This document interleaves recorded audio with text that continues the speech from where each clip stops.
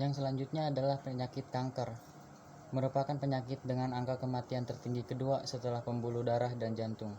Di lingkungan kita yang paling sering dijumpai pada pria adalah kanker paru-paru, kanker prostat, dan kanker kolorektal.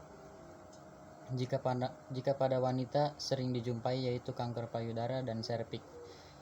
Bisa menyebabkan kematian jika tidak segera ditangani dan diobati. Dan yang seterusnya penyakit menular disebabkan oleh virus, bakteri, amuba, atau jamur. Contohnya penyakit yang sering kita jumpai yaitu influenza atau biasa disebut dengan flu, lalu campak, cacar air, hepatitis. Hepatitis itu adalah penyakit disebabkan virus yang menyerang hati pada manusia. Yang selanjutnya itu yang paling parah adalah AIDS. Menular dengan berhubungan seksual dengan penderita AIDS melalui cairan tubuh, jarum suntik, transfusasi darah, atau dengan yang lainnya. Selanjutnya adalah tahap perkembangan penyakit. Yang pertama itu tahap pre-pathogenesis. Tahap ini telah terjadi interaksi antara penjamu dan bibit penyakit. Tapi pada keadaan ini belum ditemukan tanda-tanda adanya penyakit, tubuh pun masih kuat dan dinyatakan sehat. Yang kedua itu tahap inkubasi, adalah tentang waktu antara masuknya bibit penyakit ke dalam tubuh yang peka terhadap penyakit, ke dalam tubuh yang peka terhadap sampai timbulnya gejala penyakit. Misalnya seperti kolera 1-2 hari. Yang sampai tahunan yaitu seperti kanker paru-paru, AIDS, dan lain-lain. Yang ketiga itu penyakit dini, yaitu penyakit yang sudah mulai dirasakan gejalanya, tetapi masih ringan dan masih bisa melakukan aktivitas sehari-hari. Bila segera diobati, penyakit akan sembuh. Tetapi jika dibiarkan saja, penyakitnya akan semakin parah. Yang keempat adalah tahap penyakit lanjut. Bila penyakit penjamu bertambah parah karena tidak diobati, maka penyakit itu masuk ke tahap lanjut. Bila mana penyakit tidak berdaya dan tak sanggup lagi beraktivitas, tahap lanjut akan melakukan perawatan dan pengobatan intensif. Yang kelima adalah tahap penyakit akhir, yaitu hasil dari pemeriksaan di atas dan keadaan si pasien bisa mengalami beberapa faktor.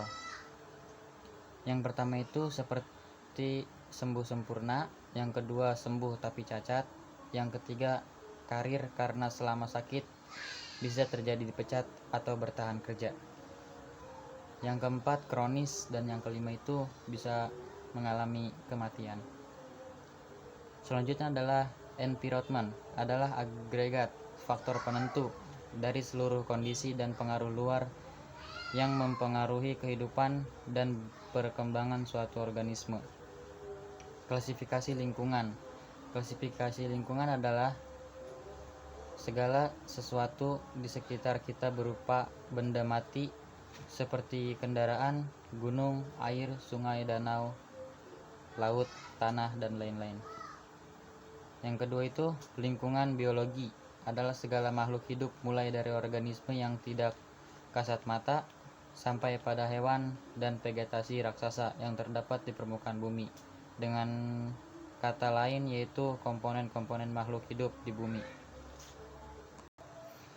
Dan yang terakhir yaitu lingkungan sosial ekonomi, yaitu lingkungan yang terbentuk antara hubungan rasional dan kehidupan yang mencari solusi antara tantangan atau kesulitan secara bersama. Sedangkan ekonomi lingkungan yang membutuhkan suatu penghasilan dan berhubungan erat dengan kebutuhan atau adanya ekonomi. Yang selanjutnya adalah penjelasan model roda.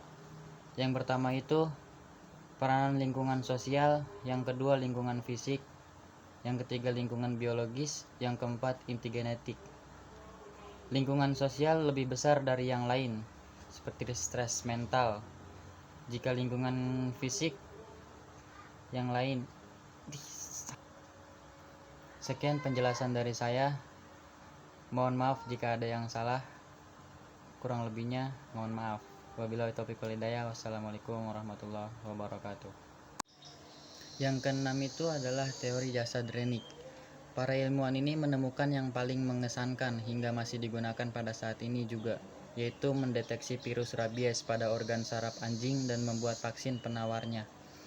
Yang ketujuh, teori ekologi lingkungan. Teori ekologi lingkungan yaitu manusia berinteraksi dengan berbagai faktor penyebab dalam lingkungan tertentu. Pada keadaan tertentu akan menimbulkan penyakit. Teori ini secara lebih luas membahas tentang penyebab terjadinya penyakit yang menghubungkan antara sumber penyebab.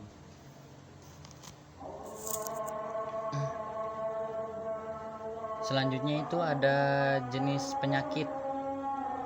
Penyakit tidak menular dan ada juga penyakit yang menular. Penyakit tidak menular itu adalah jenis penyakit yang tidak dapat ditularkan kepada orang lain melalui bentuk apapun, tetapi meskipun tidak menularkan, angka kematiannya tergolong cukup tinggi juga. Ada beberapa jenis penyakit tidak menular, yaitu penyakit kardiovaskular, sekelompok penyakit pada jantung dan pembuluh darah. Cirinya yaitu seperti serangan jantung, penyakit jantung, koroner, stroke, dan gagal ginjal. Yang kedua itu diabetes. Penyakit ini tidak dapat menularkan tetapi dapat menurunkan. Contoh, Bapak mengidap penyakit ini pasti akan menurunkan kepada anaknya atau cucunya. Yang ketiga itu penyakit kanker. Assalamualaikum warahmatullahi wabarakatuh. Perkenalkan, nama saya Muhammad Ubaidillah. Saya dari kelas 001 Kesehatan Masyarakat. Kali ini saya akan menjelaskan tentang sedikit proses terjadinya penyakit. Pengertian dari penyakit adalah kegagalan dari mekanisme adaptasi suatu organisme untuk bereaksi secara tepat terhadap rangsangan atau tekanan, sehingga timbul pada gangguan sistem atau fungsi dari tubuh. Suatu keadaan di mana terdapat gangguan terhadap bentuk dan fungsi tubuh sehingga berada dalam keadaan yang tidak normal.